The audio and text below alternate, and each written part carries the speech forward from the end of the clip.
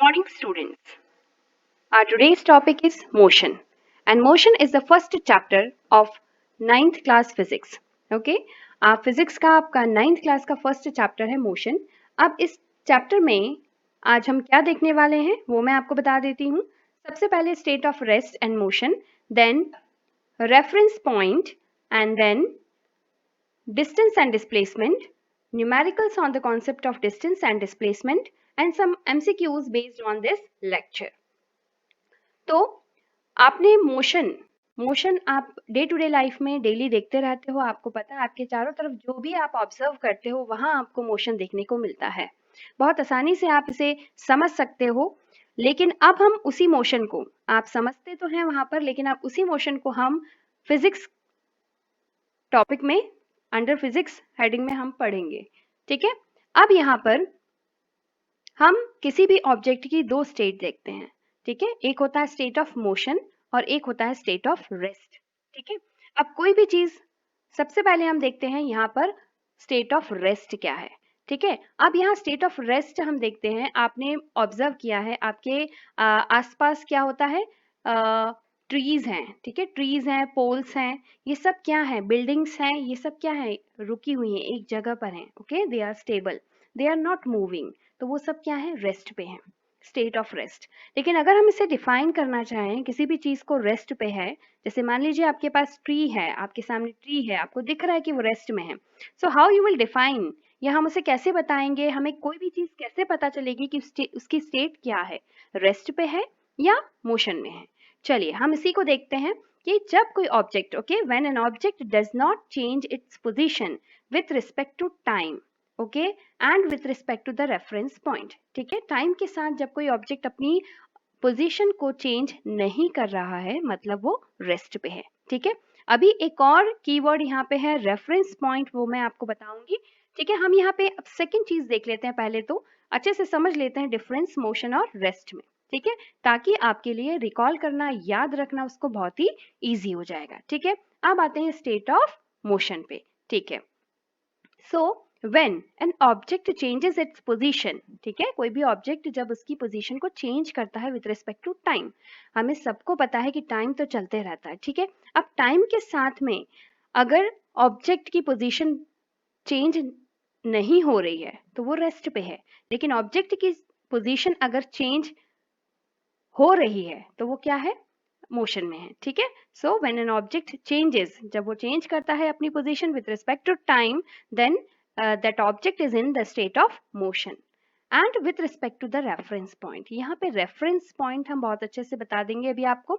next heading मेरा reference point ही रहेगा, तब ये चीज बहुत clear होगी आपको. ओके, अब हमने यहाँ पे एक यहाँ पे नोटिस करने वाली बात क्या है, motion and rest are both relative terms. दोनों ही क्या है, रिलेटिव टर्म्स हैं.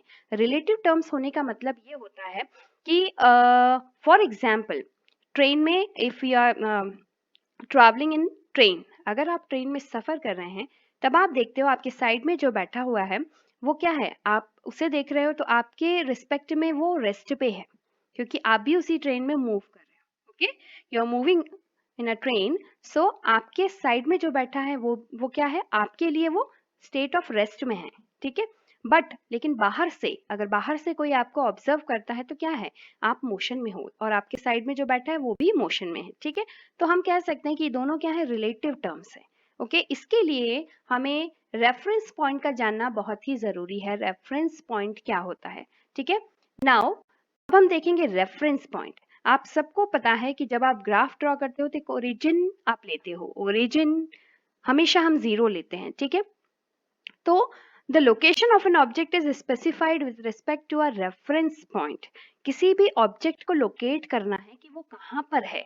ठीक है, वो कहाँ पर है ना, किस पोजीशन में है, तो उसको क्या करने के लिए, उसकी लोकेशन को पता लगाने के लिए हमें एक रेफरेंस पॉइंट की जरूरत होती है. ठीक है, अब ऐसा जो रेफरेंस पॉइंट होता है जो लोकेशन बताए किसी ऑब्जेक्ट की, तो उसे हम क्या कहते हैं, ओरिजिन. ठीक है, इसके लिए हम सिंपल सा एक एग्जांपल ले सकते हैं कि मान लीजिए आप एक ग्राउंड है. ठीक है, ग्राउंड में आप क्या कर रहे हैं, रन कर रहे हैं. ओके, अब आप रन कर रहे हो लेकिन आपको नहीं पता कि आपने कितना डिस्टेंस, कितना डिस्टेंस या कितना आप रन कर चुके हैं, ठीक है। तो उसके लिए आप एक रेफरेंस कई बार लगा लेते हो कि ट्री है वहां पर, उस ग्राउंड में अगर ट्री है तो ट्री को हमने क्या सपोज कर लिया, रेफरेंस पॉइंट, कि ट्री से एक 100 मीटर का डिस्टेंस हमें क्या करना है, रन करना है। सो ट्री वहां पे क्या हो गया आपके लिए, ओरिजिन हो गया या रेफरेंस पॉइंट हो गया। उस रेफरेंस पॉइंट के रिस्पेक्ट में ही हम अपनी पोजीशन या लोकेशन को देख सकते हैं। तो reference point is very very important thing. Okay, motion में हमें रेफरेंस पॉइंट का ध्यान रखना ऑब्वियसली। और टाइम तो चेंज होता रहता है, टाइम के साथ हमने दो चीजें देखी, आपने दो चीजें देखी, state of rest and state of motion. Okay, now अब हमारे पास में नेक्स्ट हेडिंग है डिस्टेंस एंड डिस्प्लेसमेंट। ओके, अब यहाँ पे बहुत ही इजी तरीके से यहाँ पे डिफरेंस करके बताया है डिस्टेंस एंड डिस्प्लेसमेंट। तो डिस्टेंस क्या होता है ना, डिफरेंस मैंने इसलिए यहाँ पर बताया है ताकि बहुत अच्छे से आपको डेफिनेशन भी क्लियर हो जाएगी और साथ ही साथ आपके पास में डिफरेंस के पॉइंट भी आ जाएंगे। अब इसमें डिस्टेंस क्या होता है, total path length covered by an object, distance, ठीक है। आप कितना भी डिस्टेंस ट्रेवल करते हैं, आपने जैसे आप घर से स्कूल गए, तो घर से स्कूल आपने डिस्टेंस ट्रैवल किया, ओके, वो क्या हुआ, आपका डिस्टेंस हुआ। जो भी आप पाथ लेंथ कवर करते हैं that is the distance, okay. और वहीं पर डिस्प्लेसमेंट हम साथ में देखते जाते हैं इसका डिफरेंस, कि shortest distance from initial position to final position. Okay, अगर आप एग्जांपल लेते हैं कि घर से जब आप स्कूल जा रहे हैं तो घर क्या हो गया आपका, आपका इनिशियल पॉइंट, ठीक है, इनिशियल पॉइंट या इनिशियल पोजीशन, और स्कूल क्या हो गया आपका फाइनल पोजीशन। तो अब उस घर से स्कूल तक जाने में जो भी शॉर्टेस्ट डिस्टेंस होगा that will be the displacement, क्योंकि आप डिस्प्लेस हुए हैं घर से लेकर स्कूल तक, ठीक है। लेकिन जिस पाथ से आप गए हैं, जिस पाथ को आपने फॉलो किया है, इसमें घर से स्कूल जाते टाइम वो आपका क्या हो गया, डिस्टेंस ट्रैवल्ड। ओके, इसको और भी बहुत अच्छे से यहाँ पे नीचे एक डायग्राम की हेल्प से हम समझ सकते हैं कि जैसे मान लीजिए आपके पास में इनिशियल पॉइंट या फिर हमारा जो है यहाँ पे ए क्या है, होम है, और बी क्या है, हमारा स्कूल है, ठीक है। आपने ए से चलना शुरू किया, यहाँ पे दो पाथ आपको दिख रहे हैं, एक यहाँ पे डॉटेड लाइन से मैं दिखा रही हूँ, ये एक पाथ है, और दूसरा पाथ आपके पास में ये जो सॉलिड स्ट्रेट पाथ आपको दिख रहा है ये है, ठीक है। अगर आप इस डॉटेड पाथ को फॉलो करते हुए स्कूल जाते हैं, सो ऑब्वियसली ये लेंथ थोड़ी सी ज्यादा है, ठीक है। तो अगर आप इस पाथ से गए, ठीक है, तो ये इसका जितना भी लेंथ होगा या जितना भी टोटल पाथ लेंथ होगी that will be the distance travelled bye you, okay. But अगर इसी केस में अगर हमें कैलकुलेट करने को कहें कि डिस्प्लेसमेंट कितना हुआ, तो डिस्प्लेसमेंट कितना होगा, अगर ए इनिशियल है, ऑब्वियसली ए क्या है यहाँ पर, इनिशियल पोजीशन है, और बी क्या है, हमारी फाइनल पोजीशन है। तो इनके बीच में जो शॉर्टेस्ट डिस्टेंस होगा, जो ये स्ट्रेट पाथ आपको दिख रहा है, इसका जो डिस्टेंस होगा that will be the displacement. Okay, I think it is clear to you. Go for the second difference. अब सेकेंड डिफरेंस यहाँ पे है स्केलर क्वांटिटी। डिस्टेंस क्या होती है, स्केलर क्वांटिटी। कोई भी फिजिकल क्वांटिटी स्केलर कब होती है, जब उसमें मैग्नीट्यूड की जरूरत है, उसको डिस्क्राइब करने के लिए, उसको समझाने के लिए केवल मैग्नीट्यूड की जरूरत है, ना कि डायरेक्शन की। डायरेक्शन की वहां पे कोई भी जरूरत नहीं है, तो हम उसे क्या कहेंगे, स्केलर क्वांटिटी, ठीक है। डिस्टेंस जब हम कहते हैं 10 किलोमीटर, 5 किलोमीटर या 10 मीटर, हम डिस्टेंस की बात कर रहे हैं, तो हमें नहीं पता है कि टुवर्ड्स नॉर्थ है, साउथ है, या किस डायरेक्शन में है, ठीक है। तो वहां पे डिस्टेंस को डिस्क्राइब करने के लिए हमें कोई भी डायरेक्शन की जरूरत नहीं होती है, इसीलिए वो क्वांटिटी क्या हुई, स्केलर क्वांटिटी। ओके, अब इसी तरह से हम जाते हैं सेकेंड डिफरेंस पे। यहाँ पर डिस्प्लेसमेंट क्या हुआ, वेक्टर क्वांटिटी। ओके, अब वेक्टर क्वांटिटी क्यों है यहाँ पर, इट मींस डिस्प्लेसमेंट को बताने के लिए हमें दोनों ही चीजों की जरूरत है, magnitude as well as direction.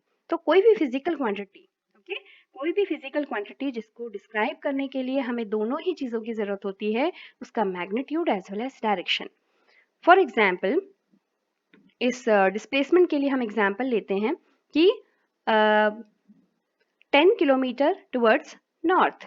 तो यहाँ नॉर्थ क्या दिखा रहा है, नॉर्थ यहाँ पे डायरेक्शन बता रहा है, तो डिस्प्लेसमेंट हमारा हो रहा है 10 किलोमीटर नॉर्थ। तो 10 kilometres will be the magnitude and north will be the direction, so it is vector quantity. चलिए अब आते हैं हम थर्ड और डिफरेंस की तरफ, जो है कि डिस्टेंस हमेशा क्या होगा, distance will be positive, always positive. यहाँ पे डिस्टेंस क्या होगा, पॉजिटिव होगा।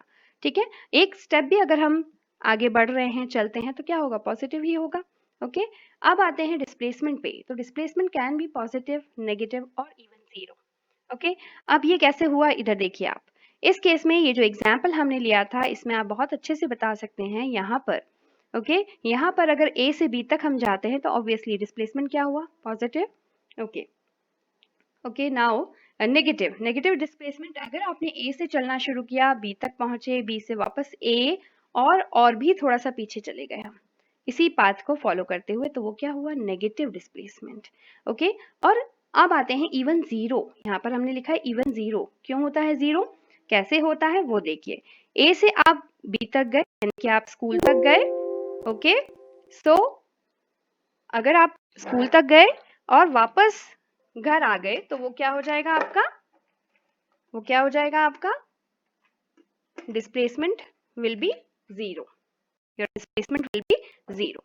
So this way you can learn these 3 points. Okay, हमने समझ लिया कि कैसे ये पॉजिटिव होता है डिस्टेंस, और यहाँ पर कैसे पॉजिटिव, नेगेटिव और जीरो भी हो सकता है। चलिए, फोर्थ पॉइंट यहाँ पर है, it can never be less than displacement. Less than displacement, distance कभी भी डिस्प्लेसमेंट से छोटा नहीं होगा, कम नहीं होगा। ठीक है, ये तो आपको पता है। पाथ लेंथ, अब इधर देखिए, इसी केस में अगर आप डॉटेड पाथ से जाते हैं तो ऑब्वियसली पाथ लेंथ ज्यादा है, यानी कि डिस्टेंस क्या होगा, ज्यादा होगा देन द डिस्प्लेसमेंट। या फिर आप इसी पाथ को फॉलो करते हुए जाते हैं, तो इस केस में दोनों ही क्या होंगे, इक्वल होंगे।